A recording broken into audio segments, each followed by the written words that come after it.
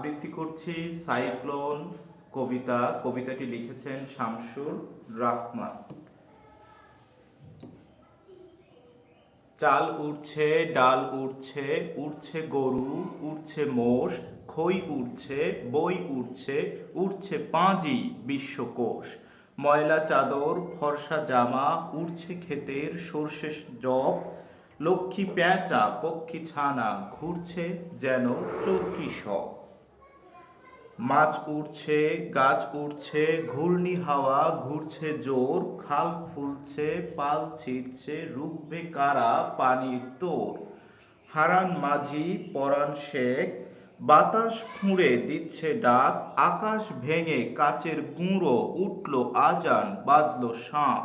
চম্পাবতীর কেশ ভাসছে, ভাসছে স্রোতে খড়ের ঘর, শিয়াল কুকুর, কুকুর শালিক, ডুবলো সবই, ডুবলো জ্বর। আচ্ছা, এই কবিতাটার মধ্যে আমরা যদি একটু দেখি, প্রথমে আমাদের যেই জায়গাগুলোর উচ্চারণে ভুল হয় সেই জায়গাটা আমরা আগে দেখব। একটু লক্ষ্য করো, এখানে বলেছে শামসুর রাহমান। এই জায়গাটা কিন্তু আমরা অনেক সময় ভুল করি, আমরা এখানে বলি শামসুর রহমান। তাহলে আমাদের বই যেটা দিয়েছে শামসুর রাহমান, বই শূন্য রয় আকার, এই জায়গাটা হচ্ছে আমাদের কিন্তু ভুল। ঠিক আছে, তাহলে সাইক্লোন কবিতাটি কে লিখেছেন? শামসুর রাহমান। একটা তালব্য স আর একটা হচ্ছে দন্তস্বয়ের সুকার। শামসুর রাহমান, শামসুর রাহমান, নট রহমান। রহমান কিন্তু বলা যাবে না, আমরা রাহমান বলবো। এরপরে কবিতাটায় আমরা আছি, দেখো বলেছে চাল উঠছে, ডাল উঠছে, কমা আছে, কমায় এক বলতে যতটুকু সময় ততটুকু সময় থামতে হয়। চাল উঠছে, ডাল উঠছে, উঠছে গরু, উঠছে মোষ। এখন তোমাদের মনে প্রশ্ন জাগতে পারে, স্যার মোষ, মোষ মানে কি? মহিষ। মহিষ আবার উড়ে যায় কিভাবে, তাই না? ওর তো পাখা নেই। তারপরে চাল উড়ে যাচ্ছে, ডাল উড়ে যাচ্ছে, গরু উড়ে যাচ্ছে। অর্থাৎ ঘূর্ণিঝড়ে যখন জোরে বাতাস বয়, ঘূর্ণিঝড়ে যখন জোরে বাতাস আসে, তখন তো আমাদের আশেপাশের যেই হালকা জিনিসগুলো আছে সেগুলো সব উঠতে থাকে। যেমন মনে করো যে শুকনো পাতা উঠতে থাকে, তারপরে হচ্ছে অনেক সময় বড় ঘূর্ণিঝড়ে ঘরের চালা উড়িয়ে নিয়ে যায়। হ্যাঁ, আর মহিষ তো ছোটাছুটি করে ভয়ে, এই জন্য বলছে যে মহিষ উঠছে। তাহলে কয়টা উড়ার কথা বলেছে দেখো, চাল উড়ছে, ডাল উড়ছে, উড়ছে গরু, উড়ছে মোষ, খই উড়ছে, বই উড়ছে, উড়ছে পাঁজি, চন্দ্রবিন্দু, উড়ছে পাঁজি বিশ্বকোষ। তাহলে এই হলো আমাদের প্রায় 7টা জিনিস বলছে উড়ে যাচ্ছে। উড়ছে কথাটা কয়বার ব্যবহার করা হয়েছে? 7বার। তারপরে দেখো কি বলেছে, ময়লা চাদর, ফর্সা জামা, উড়ছে ক্ষেতের সর্ষে জব, লক্ষ্মী পেঁচা, পক্ষী ছানা, ঘুরছে যেন চরকি সব। তাহলে ময়লা, এই যে ঘূর্ণিঝড়ের ক্ষেত্রে লক্ষ্মী পেঁচা, পাখির ছোট ছানা, এগুলো ঘুরছে বাতাসে। তারপরে বলেছে যে ক্ষেতে যে সর্ষে আছে, ক্ষেতের ফসল, জব, জব এক ধরনের ফসল, এগুলো মনে হচ্ছে সব উড়ে যাচ্ছে। সব কি হচ্ছে? উড়ে যাচ্ছে। তাহলে এখানেও কিন্তু একবার উড়ে যাওয়ার কথা বলেছে, দেখেছো?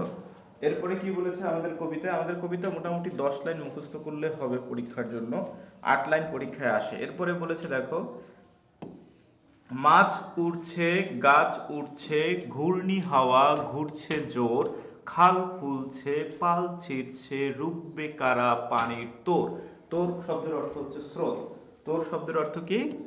তোর শব্দের অর্থ হচ্ছে স্রোত, পানির যে স্রোত। যখন তোমার বন্যা হয় তখন আমাদের খালে বা নদীতে কি পানির স্রোত খুব কম থাকে নাকি অনেক বেশি থাকে? অনেক বেশি থাকে পানির স্রোত, এই স্রোত। তো মাছ উঠছে, মাছ উঠছে বলতে যে মাছ উড়ে যাচ্ছে বিষয়টা এরকম বোঝায় নাই। মানে যখন পানির স্রোত বেশি চলে আসে তখন মাছগুলো কি করে? ছোটাছুটি করে। এই ছোটাছুটিকে বলছে মাছ উঠছে। গাছ উঠছে বলতে গাছের যে শাখা প্রশাখা, ডাল ভেঙে পড়ে যায় বাতাসে, এই জন্য বলছে গাছ উঠছে। মনে হচ্ছে যেন গাছগুলো উড়ে চলে যাবে, এত বাতাস। ঘূর্ণি হাওয়া ঘুরছে জোর, খাল ফুলছে, পাল ছিঁড়ছে, রুখবে কারা পানির তোর। রুখবে মানে এটাকে বাধা দেবে, তো পানির স্রোতকে বাধা দেওয়ার মতো কেউ নেই, এই জন্য প্রশ্ন করেছে দেখো। হারান মাঝি, পরাণ শেখ, বাতাস ফুঁড়ে দিচ্ছে ডাক, আকাশ ভেঙে কাচের গুঁড়ো, উঠলো আজান, বাজলো শাঁখ। শাঁখ মানে হচ্ছে, আমরা যেমন সন্ধ্যার সময় মাগরিবের নামাজ পড়ি, তেমনি হিন্দুরা হচ্ছে শাঁখ বাজায়, ওই যে শব্দ করে যেটা বাজায় ওটাকে বলা হয়েছে শাঁখ। হারান মাঝি, পরাণ শেখ হচ্ছে দুজনই মাঝি। তারা বাতাস ফুঁড়ে দিচ্ছে ডাক। যেহেতু অনেক জোরে হচ্ছে, নদীতে বাতাস বইছে, পানির স্রোত আসতেছে, তাই তারা খুব দ্রুত তাদের তীরে, নদীর তীরে আসার চেষ্টা করেছে। এই জন্য বলছে বাতাস ফুঁড়ে দিচ্ছে ডাক, আকাশ ভেঙে কাচের গুঁড়ো, উঠলো আজান বাজলো শাঁখ। উঠলো ভেঙে আকাশ ভেঙে কাচের গুঁড়ো। দেখো কাচের গুঁড়ো বলতে যে একটা কাচের গ্লাস তুমি যদি ফেলে দাও তাহলে সেটা শব্দ হয় এবং ভেঙে অনেক টুকরো হয়ে যায়, ঠিক তেমনি আকাশ আকাশ ভেঙে কাচের গুঁড়ো মানে ওই যে মেঘের যে শব্দগুলো হচ্ছে, একটার পর একটা মেঘ আসতেছে আর শব্দ হচ্ছে, বজ্রপাত হচ্ছে, ওইটার নাম দিয়েছে কবি এখানে আকাশ ভেঙে কাচের গুঁড়ো, উঠলো আজান বাজলো শাঁখ।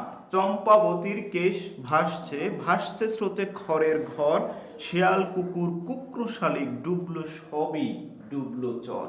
চম্পাবতী একটা ছোট মেয়ে বলতে পারো, কেশ ভাসছে মানে বন্যার পানিতে এই মেয়েটা মারা গেছে, মারা যাওয়ার পরে তার চুলগুলো ওই নদীর মানে বন্যার পানিতে ভেসে ভেসে আছে, এই জন্য বলা হয়েছে চম্পাবতীর কেশ ভাসছে। কেশ মানে চুল। ভাসছে স্রোতে খড়ের ঘর, শেয়াল কুকুর কুক্র শালিক সব ডুবে গেছে। কুক্র শালিক ছোট যে শালিক সেটাও ডুবে গেছে, শেয়ালও ডুবে গেছে, ডুবলো সবই, নদীর পাশে নদীর তীরে যে চর থাকে সেই চরও ডুবে গেছে। এই কথাটাই কবি এখানে বলেছে। আচ্ছা এবার একটু দেখো যে কুক্র শালিক, কুক্র শব্দের অর্থ হচ্ছে মোরগ, কুক্র শব্দের অর্থ হচ্ছে মোরগ। কেশ, কেশ শব্দের অর্থ হচ্ছে চুল।